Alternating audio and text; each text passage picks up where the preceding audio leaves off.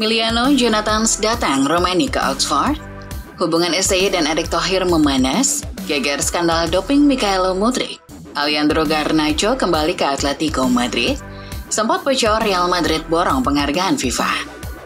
Hai football lovers, Mimin ingetin lagi ya, kalian baiknya subscribe dan nyalakan lonceng notifikasinya dulu, agar kalian tak ketinggalan berita terbaru dan terlengkap seputar dunia sepak bola dari Starting 11 News. Kaos spesial dari Starting 11. Klik link di deskripsi untuk pre-order ya.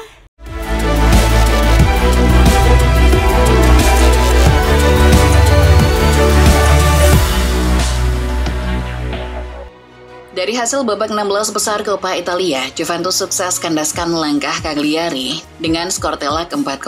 4 gol kemenangan dari pasukan Thiago Motta itu masing-masing diceploskan oleh Dusan Vlahovic, Tunko Miners, Francisco Cansecao, dan Nico Gonzalez. Hasil ini membuat Bianconeri melaju ke babak 8 besar Coppa Italia untuk menantang Empoli yang sebelumnya sukses mengandaskan Fiorentina. Dari Inggris tersiar kabar bahwa firma hukum yang bertanggung jawab menangani banding kasus doping Paul Pogba ini telah disewa oleh pihak Mikhail Mudryk. Dilaporkan oleh Goal bahwa firma hukum Morgan Sports Law akan mendampingi pihak Mudryk setelah sang pemain diskor sementara oleh pihak Premier League atas kasus doping yang sedang menjeratnya. Sebelum skors, pemain sayap Chelsea itu sudah menampik bahwa dirinya sengaja menggunakan doping. Mudryk sudah angkat bicara dan merasa tidak bersalah atas kandungan zat terlarang yang ada dalam tubuhnya. Sementara itu dari Manchester, ada laporan dari Mirror yang mengatakan bahwa Marcus Rashford telah dipulangkan dalam sesi latihan tim pada hari Senin. Rashford dipulangkan karena pihak dokter mengatakan kondisinya tidak fit untuk berlatih. Padahal Rashford dalam keadaan baik-baik saja. Terbukti pada hari Selasa, ia terlihat bugar, menghabiskan hari di sekolah dasar lamanya dengan membagikan 420 hadiah Natal kepada anak-anak setempat. Di tempat itulah Rashford mengatakan kepada jurnalis Henry Winter bahwa ia ingin meninggalkan Old Trafford dan mencari tantangan baru. Tak hanya Rashford yang dikabarkan akan pergi ke Old Trafford. Menurut laporan dari VKS, rekan Rashford Alejandro Garnacho juga kemungkinan besar akan hengkang pada bulan Januari ini ke klub lamanya, Atletico Madrid. Simeone yang merupakan pengagum pemain sayap asal Argentina tersebut, yakin Garnacho bisa menjadi kunci untuk memperkuat lini serang timnya, bersama rekannya sesama Argentina Julian Alvarez. Menurut laporan pihak MU juga telah bersedia memfasilitasi kepergian sang pemain untuk kembali ke klub lamanya tersebut. FYI, Garnacho pernah menghabiskan 5 tahun di klub ibu kota Spanyol tersebut sebelum menuju Old Trafford. Potensi kehilangan pemain juga kemungkinan besar akan dialami Barcelona di bulan Januari. Dilaporkan oleh Eurosport bahwa kesulitan memenuhi kewajiban batasan gaji akan membuat Dani Olmo meninggalkan Blaugrana di bulan Januari ini secara cuma-cuma. Desakan beberapa klub yang menuntut La Liga untuk mentaati aturan batasan gaji membuat Barcelona sulit bergerak mendaftarkan Olmo di paruh musim kedua. Barcelona kini harus mencari siasat lain, seperti pemasukan keuangan secara besar, agar Olmo bisa dimasukkan ke dalam skuad mereka secara resmi tanpa terkena masalah batasan gaji. Beralih ke kabar dari Serie A, laporan dari Football Italia pada hari Selasa 17 Desember menunjukkan bahwa mantan pelatih kepala timnas Italia Roberto Mancini telah menjadi salah satu calon kuat pelatih AC Milan menggantikan Paulo Fonseca jika klub tersebut memutuskan untuk mendepaknya. Kini Fonseca dilaporkan masih dalam tekanan pemecatan, apalagi jika Rossoneri gagal raih kemenangan melawan Verona di Serie A hari Jumat nanti. Namun selain nama Mancini, nama ex-pelatih Napoli Maurizio Sarri juga telah disiapkan manajemen AC Milan untuk dipertimbangkan sebagai suksesor Fonseca.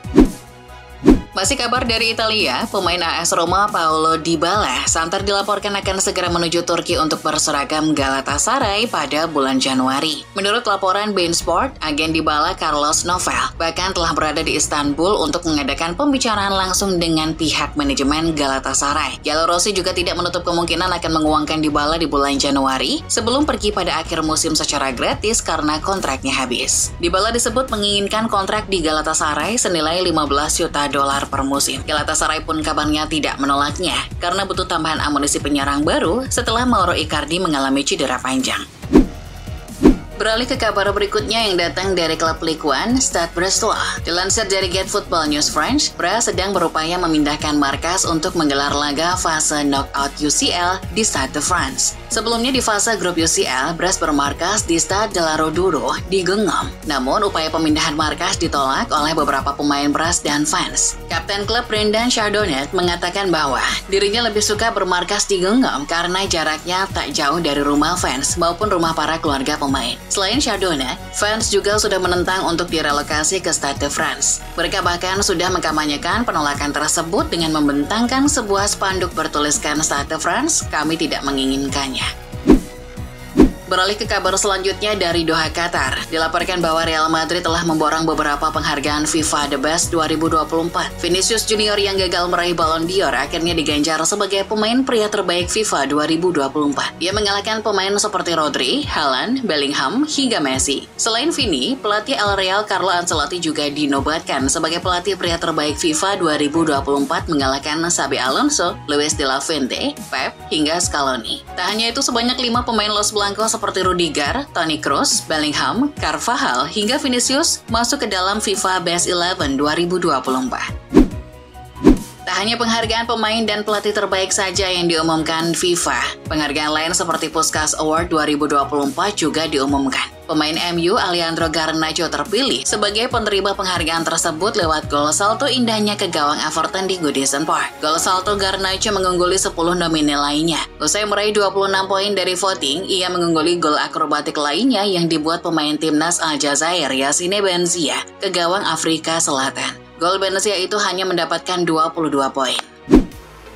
Lanjut ke kabar berikutnya, dilansir dari ESPN, Liga Super Eropa yang diinisiasi oleh Florentino Perez dan kawan-kawan kini telah berganti nama menjadi Unified League. Promotor Liga Super A22 Sport mengatakan bahwa pihaknya telah mengajukan proposal kepada UEFA dan FIFA agar mereka secara resmi mengakui haknya untuk menyelenggarakan kompetisi Eropa baru tersebut. A22 juga mengatakan bahwa proposal terbarunya juga mencakup perubahan pada formatnya. Unified League nantinya akan diikuti 96 klub yang dibagi menjadi 4 tingkatan. 2 liga teratas yakni Star dan Gold, masing-masing akan diisi 16 klub yang dibagi menjadi 8 grup. Lalu kasta bawahnya yakni Blue dan Union, masing-masing akan diisi 32 grup yang juga dalam 8 grup.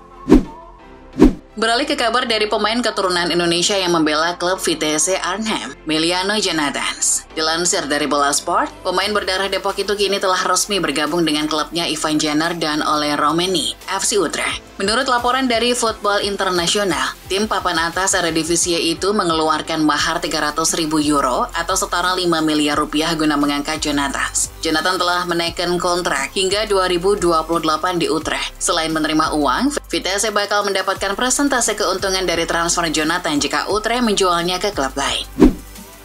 Sementara itu, kehadiran Emiliano Jonathans ke Utrecht diprediksi akan mengancam posisi Ole Romeni. Dilansir bola.com, dari Football Premier, Romeni sedang dipantau oleh klub Marcelino Ferdinand, Oxford United. Klub milik Erick Thohir dan Anidia Bakri itu dikabarkan bersedia membayar sejumlah nominal transfer berkisar 6 digit untuk segera mendapatkan Romeni. Jika transfer ini terrealisasi, itu akan menandai langkah asing pertama dalam karir penyerang kelahiran Nijmegen tersebut. Pasalnya selama ini Romeni belum pernah hijrah dari klub Belanda.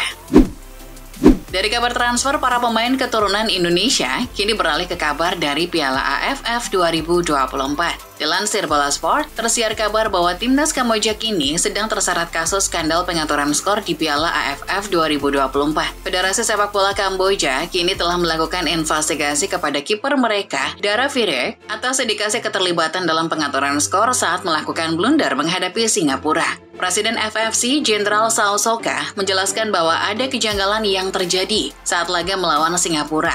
Fans timnas Kamboja juga menuntut ada kejelasan.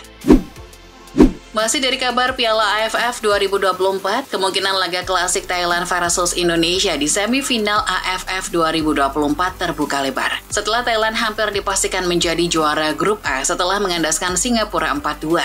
Sebagai juara grup A, Thailand bakal berjumpa runner-up dari grup B. Indonesia berpeluang besar menjadi lawannya di semifinal, andai bisa mengalahkan Filipina. Kemenangan melawan Filipina akan membuat timnas Garuda mengoleksi 7 poin dan dinobatkan sebagai runner-up grup B di bawah Vietnam. Dilaporkan oleh Mirror bahwa manajemen Southampton telah bergerak cepat mencari pengganti pelatih Russell Martin yang baru dipecat. 6 kandidat sudah masuk kantong. Mereka diantaranya pelatih Sheffield Wednesday asal Jerman, Danny Röhl, pelatih West Bromwich asal Spanyol, Carlos Corberán, David Moyes, Graham Potter, maupun mantan pelatih Coventry, Mark Robins. Namun selain nama-nama itu, mantan pelatih interim timnas Inggris Lee Carsley juga masuk dalam kandidat yang sedang dipertimbangkan Soton. Dari kabar lainnya, Chelsea dilaporkan akan segera mempunyai sponsor baru yang akan terpampang di depan jersey mereka. Dilansir oleh 90 Min, pihak manajemen The Blues kini sedang menerima tawaran kesepakatan kerjasama sponsor dengan 5 perusahaan sekaligus. Menurut laporan, kelima perusahaan tersebut terdiri dari 3 perusahaan maskapai penerbangan dan 2 dari perusahaan teknologi. Meski tak disebutkan secara spesifik, namun kelima perusahaan tersebut kini sedang berusaha keras meyakinkan Chelsea. Masih kabar soal Chelsea, dilaporkan oleh media Ukraina Tribuna, pemain Chelsea Mikhailo Mudryk disebut positif menggunakan doping. Sampel A dari pengujian Mudryk bulan Oktober lalu menunjukkan keberadaan zat terlarang dalam tubuhnya. Kini semua tengah menunggu hasil dari sampel B, alias tes kedua yang bisa memberikan konfirmasi. Apakah Mudryk benar-benar melanggar aturan anti-doping atau tidak? Pemain asal Ukraina ini menghadapi resiko skorsing berat di dunia sepak bola, termasuk hukuman 4 tahun larangan bermain. Beralih ke kabar lainnya yang datang dari striker Nottingham Forest, Chris Wood. Dilaporkan oleh Tribal Football, striker asal Selandia Baru tersebut bakal mendapatkan kontrak baru dengan kenaikan gaji yang cukup signifikan. Asal tahu saja, top skor Nottingham Forest itu kontraknya akan habis pada akhir musim ini. Meski sudah berusia 33 tahun, namun keberadaan Wood di tim Nuno Espirito Santo masih sangat berpengaruh. Menurut laporan, Wood akan mendapat kenaikan gaji sebesar 100.000 pounds per pekan, yang membuatnya tercatat sebagai pemain dengan gaji tertinggi di Nottingham Forest. Beralih ke kabar dari Spanyol, menurut laporan ESPN, Real Madrid telah resmi memasukkan Kylian Mbappe dalam daftar skuad yang dibawa ke Qatar untuk laga final Piala Intercontinental melawan Pachuca Rabu 18 Desember 2024. Mbappe yang dikabarkan mengalami cedera dan diperkirakan absen lama sudah terlihat di Valdebebas. Ia mengikuti sesi latihan tim di hari Senin pagi, dan setelahnya Mbappe juga turut serta terbang ke Qatar bersama anggota tim El Real lainnya. Sementara itu, senior Mbappe di timnas Prancis Karim Benzema dilaporkan akan lebih cepat pensiun. Mengutip Relevo, Haji Benzema ingin mengakhiri karir sepak bolanya di akhir bulan Mei 2025. Benzema berubah pikiran tidak akan menghabiskan kontraknya hingga tahun 2026 di Al Ittihad. Menurut laporan, ia sudah lelah dengan rutinitas aktivitas sepak bola di lapangan. Benzema ingin menikmati sepak bola, salah satu caranya dengan menjadi ambasador atau duta besar mantan klubnya Real Madrid. Kabar berikutnya datang dari rekan Benzema, Paul Pogba.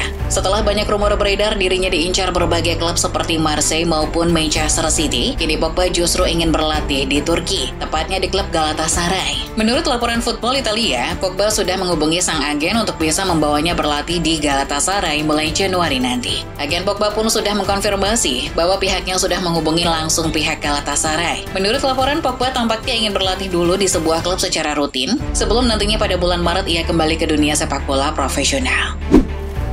Beralih ke kabar lain, dilaporkan oleh BBC, telah terjadi tragedi penyerangan di Austria yang menyebabkan salah seorang pesepak bola klub Rapid Vienna, Guido Burgstaller, terluka parah. Striker 35 tahun tersebut menjadi korban penyerangan orang tak dikenal di kota Vienna akhir pekan lalu. Kepala mantan striker Cardiff City itu mengalami pendarahan karena tulang tengkoraknya retak. Menurut saksi mata, kepala Burgstaller dihajar berkali-kali oleh pelaku hingga terjatuh. Pihak kepolisian setempat masih mengejar untuk menangkap pelaku dan akan menyelidiki motif penyerangan tersebut. Namun dengan tragedi ini, Burgstaller akhirnya harus absen berbulan-bulan.